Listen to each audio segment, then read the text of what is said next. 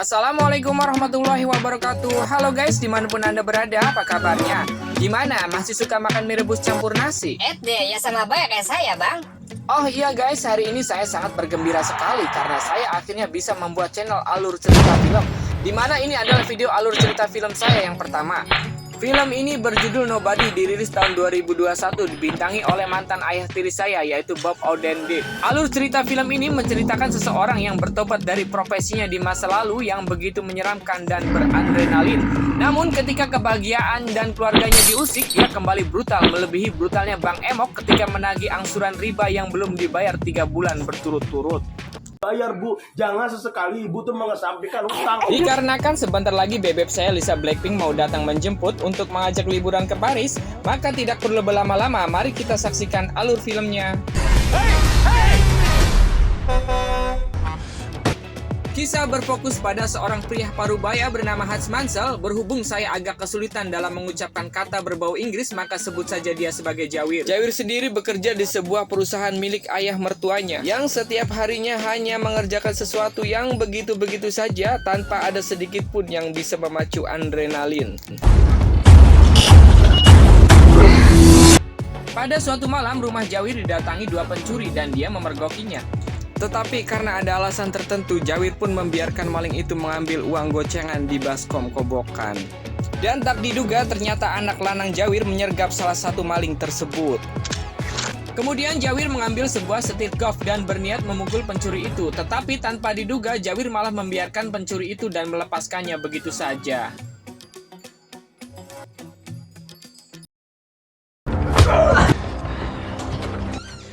What the fuck, Dad? Setelah kejadian itu, anak Jawir begitu marah ditambah dengan polisi yang mengungkapkan rasa kecewaannya kepada Jawir.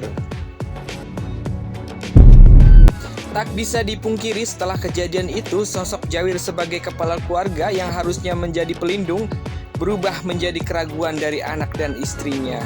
Kecuali anak bontot wadon Jawir yang notabene masih belum mengerti apa-apa. Tak hanya keluarganya, tetangga Jawir pun ikut berkomentar. Kalau itu terjadi dengan keluarganya, maka dia akan menghajarnya habis-habisan. Perkataan tetangganya itu membuat Jawir terbawa akan perasaan. Tak hanya di rumah, di tempat kerjanya pun Jawir mendapatkan kecaman dari adik iparnya. Dia menyayangkan atas kejadian tersebut dan kemudian memberikan pistol untuk berjaga-jaga agar ponakan dan kakaknya aman. Dan ini adalah si pemilik perusahaan Jawir bekerja sekaligus mertuanya. Mertuanya membahas kelanjutan perusahaannya karena dia merasa sudah tua dan mencoba menawarkan menjual perusahaan ini kepada Jawir. Namun dengan cerdas Jawir menolaknya dengan alasan itu kan harta warisan buat anakmu. Sedangkan anakmu istriku juga. Lah ngapain harus gue bayarin kalau nantinya juga itu milik istriku.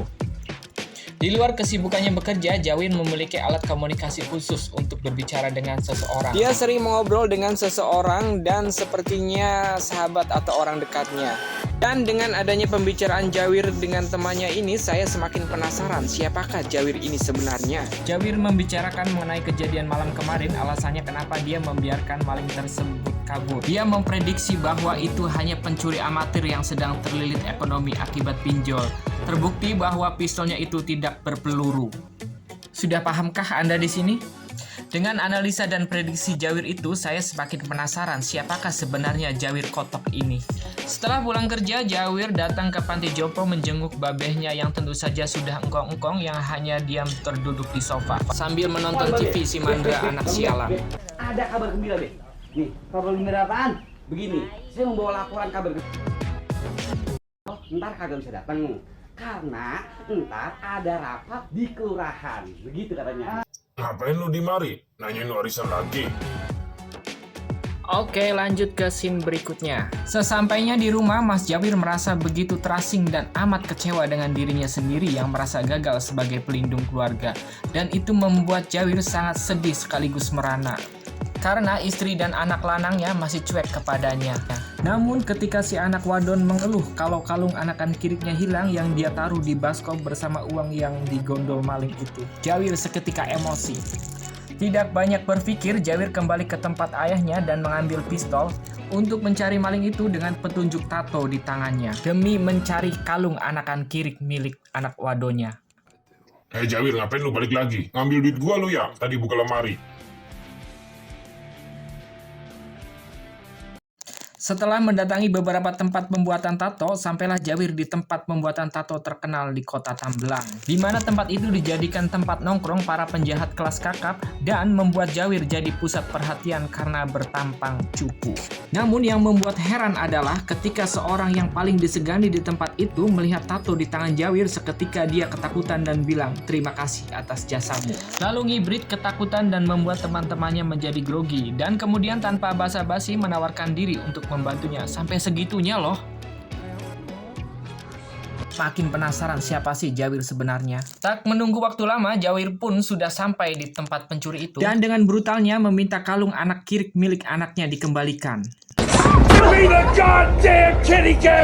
Tiba-tiba terdengar tangisan bayi yang ternyata bayi kedua pencuri itu dan Jawir tidak tega dibuatnya. Jawir hanya bisa memukul-mukul tembok untuk pelampiasannya hingga tangannya terluka. Oke, lanjut lagi ke scene berikutnya. Setelah gagal menemukan kalung anak anjing milik anaknya, bercampur rasa kesal tanpa pelampiasan, akhirnya Jawir pulang menaiki bis. Tetapi tak terduga sekumpulan preman begajulan pembuat onar ikut menaiki bis. Jawir mulai tersenyum karena akhirnya ada pelampiasan untuk menyalurkannya.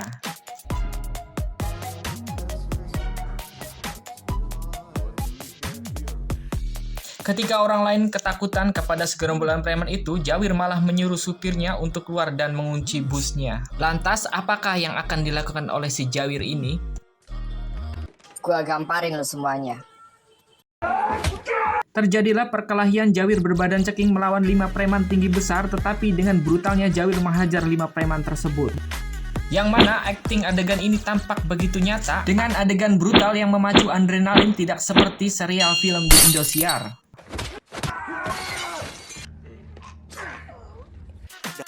Dari sini sudah kelihatan kalau sebenarnya Jawir itu bukan orang sembarangan.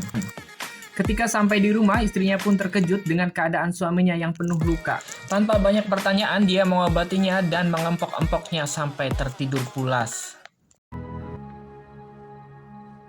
Oke, lanjut ke scene berikutnya. Adegan beralih ke tempat lain, terlihat ada seorang gembong mafia asal Rusia bernama Sarip yang nampaknya dia sedang bergembira sambil bergoyang TikTok di atas panggung.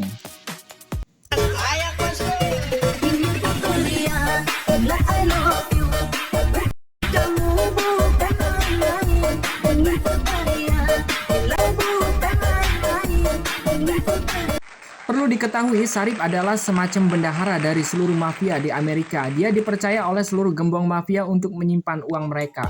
Setelah Sarip turun dari panggung, para mafia yang ada di lokasi mempertanyakan, kenapa goyanganmu sangat tidak berwibawa sekali? Bukankah kau seorang mafia? Mereka menjadi kurang yakin terhadap Sarip karena tidak sesangar layaknya seorang mafia. Dan apa yang dilakukan Sarip? Tiba-tiba dia memecahkan gelas dan menarik salah satu pengunjung, kemudian menggorok lehernya di depan mereka. Dan itu membuat kepercayaan mereka kembali meningkat. Sesaat kemudian Sarip mendapatkan telepon dari rumah sakit yang mengabarkan bahwa adiknya sedang dirawat di rumah sakit. Yang membagongkannya adalah adik Sarip adalah korban dari kebrutalan si Jawir. Sarip pun marah besar dan menginterogasi teman-teman adiknya, menanyakan siapakah pelakunya. Dan salah satu teman adiknya memberikan kartu pekerja si Jawir yang ditemukan di lokasi. How can I find this man? Oke, lanjut. Scene kembali ke Jawir. Jawir pun sudah pulih seperti biasanya. Tiba-tiba dia mendapat telepon dari teman yang biasa ia hubungi. Temannya memberitahu tentang kejadian semalam bahwa salah satu orang yang dihajar Jawir adalah adik dari seorang mafia berbahaya, yaitu Sarip. Untuk mencari informasi tentang Sarip, Jawir pun pergi menemui seseorang yang saya pun kurang tahu orang itu siapa. Bisa jadi orang ini adalah badan intelijen yang dulu pernah mempekerjakan Jawir.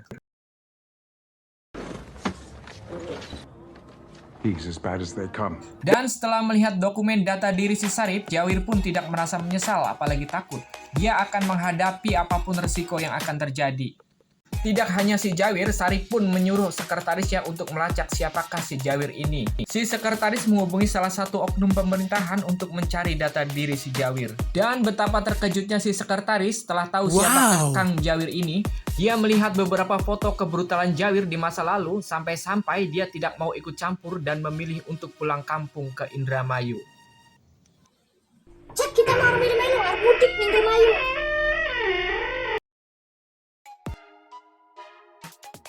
Oke lanjut, scene kembali ke Jawir. Saat Jawir sedang makan malam di rumah, tak terduga ternyata Sarip lebih cepat dari dugaan. Dia mengirim anak buahnya untuk membunuh Jawir dan keluarganya. Dengan sigap Jawir menggiring keluarganya untuk masuk ruang rahasia yang selama ini keluarganya tidak tahu. Yang memiliki teknologi yang sangat canggih. Di saat keluarganya sedang kebingungan dengan apa yang terjadi, Jawir hanya bisa bicara satu kalimat. Don't call 911. Ketika pasukan Sarip akan memasuki rumah Jawir, saya jadi teringat dulu diajak teman menggerebek sebuah kos-kosan yang dicurigai kumpul kebo. Tetapi saat diinterogasi, mereka menunjukkan buku nikah. Malu banget gue anjir. Di sini kita akan melihat betapa brutalnya si Jawir membantai pasukan Sarip dengan begitu sadis meskipun akhirnya lengah dan disetrum dari belakang.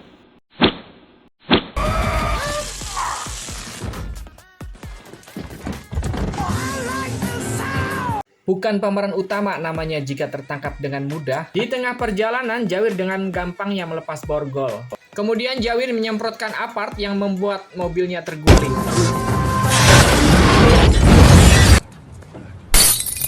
Jawir pun kembali ke rumah membawa keluarganya dan melihat banyak mayat bergelimpangan dan menyuruh mereka untuk pergi mencari tempat yang aman.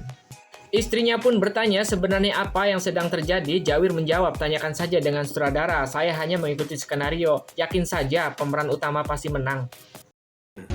Come back. Setelah istri dan anaknya pergi, Jawir mengambil emas batangan miliknya, simpanan dari pekerjaannya di masa lalu. Saat Jawir menenggak teh manis, dia melihat kalung anjing anaknya di kolong sofa, yang ternyata tidak hilang terbawa oleh pencuri itu. Oke lanjut, scene beralih ke ayah Jawir di panti jompo dan ternyata beliau didatangi anak buah Sarip yang bermaksud untuk membunuh beliau dan Anda, saya, semuanya akan terkejut betapa brutalnya ini aki-aki dengan mudahnya membunuh kedua orang suruhan Sarip. Padahal yang menodongkan pistol ini sutradaranya sendiri loh, serius ini, sampai segitunya ikutan main.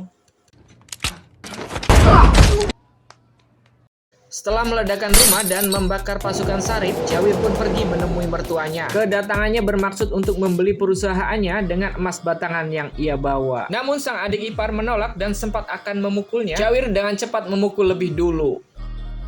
Dan nampak dia sangat kesakitan, Jawir pun meminta adik iparnya untuk mengambil napas dari mulut dan mengeluarkannya dari pantat. Oke lanjut, scene beralih ke Sarip. Sarip sangat terkejut karena semua pasukannya tewas, ditambah ada salah satu anak buahnya yang baru saja kasbon untuk acara sunatan anaknya. Di sini pun Jawir mulai frustasi dengan kelakuan Bang Jawir. Dia mulai mengatur strategi baru dengan mengirim semua pasukannya untuk menangkap hidup atau mati Bang Jawir ini. Собери всех бойцов. Jawir sendiri sedang mengatur strategi di tempat perusahaan yang baru saja dia beli. Dia siap menyatakan perang terhadap Sarip karena sudah berani menaruh petasan kepada macan yang sedang tidur. Tanpa ragu dan bimbang, Jawir sendirian mendatangi tempat penyimpanan uang si Sarip, yang dimana tempat tersebut menjadi penampungan uang seluruh mafia Amerika. Jawir begitu gilanya membantai seluruh penjaga tanpa memberi kesempatan sedikit pun. Dan ini menyiratkan bahwa Jawir sudah biasa melakukan kebrutalan di masa lalu. Tidak sampai di situ, Jawir pun membakar uang rekan-rekan mafia si Sarip yang membuat Sariplah yang harus bertanggung jawab. Dan yang lebih kocaknya lagi adalah Jawir mendatangi klub si Sarip sambil memakan nasi uduk semur jengkol kesukaannya. Bagi dong atuh semur jengkolnya. Ogah, jengkol lagi mahal.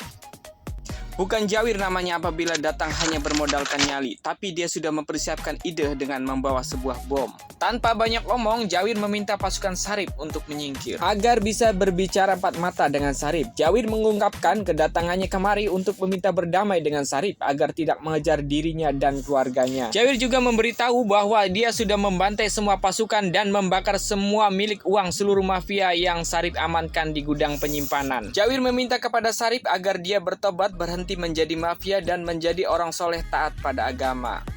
Jawir pun langsung beranjak pergi dengan santainya sambil membawa bahan dan menunggu apa yang dilakukan Sarip selanjutnya. Sarip pun keluar mengejar dan memerintahkan semua pasukannya menembaki Jawir. Terjadilah kejar-kejaran hingga mobil Jawir diberondong ratusan peluru. Kemudian Jawir sampailah di perusahaan yang baru dia beli dan tiba-tiba Jawir ditolong orang yang ternyata selama ini adalah orang yang biasa menghubungi dia. Dan rupanya dia adalah orang yang diangkat anak oleh ayah Jawir dan dianggap adik sendiri olehnya. Dia itu bernama Samsul. Yang paling mengejutkannya ternyata ayah Jawir yang sudah engkong-engkong ini pun ikut menolongnya. Di mana mereka bertiga sengaja menjebak Sarip dan pasukannya datang ke tempat ini untuk membantai semuanya.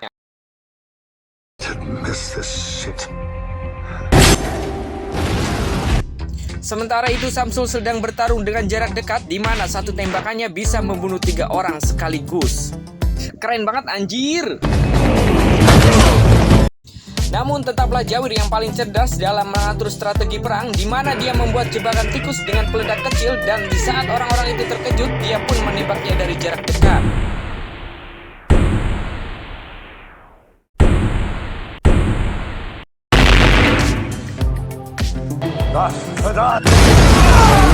Ketika mereka berkumpul, disitulah seolah-olah masa lalu mereka terulang kembali, yang mana mereka adalah sebuah keluarga yang sakinah, mawaddah, dan warohmah, yang sangat ditakuti karena memiliki profesi yang begitu mengerikan dan brutal di masa lalu.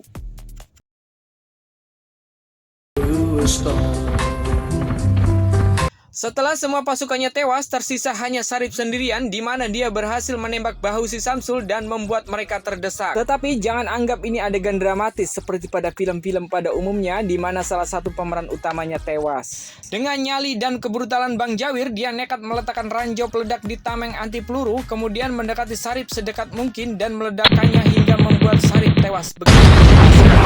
Oke, lanjut. Setelah pembantaian ini berakhir, Jawir pun ditangkap dan diinterogasi oleh 2 orang polisi di mana mereka merasa heran dengan adanya ratusan korban di lokasi kejadian yang seolah-olah tidak percaya kalau Jawirlah yang melakukan itu sendirian. Tak lama salah satu polisi itu mendapat telepon disusul dengan polisi yang satunya lagi di mana mereka mendapat telepon dari orang yang sama yang nampaknya orang yang sangat berpengaruh di negaranya yang mungkin saja, mungkin ini ya prediksi dari saya pribadi bahwa yang menelepon itu adalah Bapak Presiden kita yaitu Bapak Jokowi. Setelah kedua polisi itu selesai mendapat panggilan telepon, mereka begitu nampak kebingungan dan meminta maaf telah menangkapnya. Kemudian melepaskannya begitu saja tanpa ada yang menyulitkannya sedikit pun. Dan saat polisi itu bertanya, siapa kamu sebenarnya? Jawir pun menjawab, aku bukan siapa-siapa. Nobody.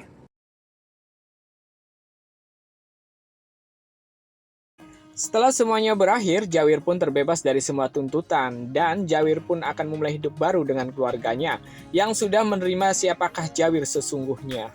Tetapi Jawir kembali didatangi oleh agensi pemerintahan entah itu dari FBI, CIA atau apapun itu. Dia datang memberikan rumah baru yang jauh lebih besar dari rumah lamanya dan juga mempunyai ruangan rahasia. Di saat Jawir sedang melihat-lihat ruangan rumah, orang tersebut mendapatkan telepon dan ternyata si penelpon ingin berbicara dengan Mas Jawir. Dia berbicara dengan agak memohon kalau dia masih membutuhkan bantuan dari Mas Jawir ini. Sebenarnya siapa sih sosok dari Jawir ini?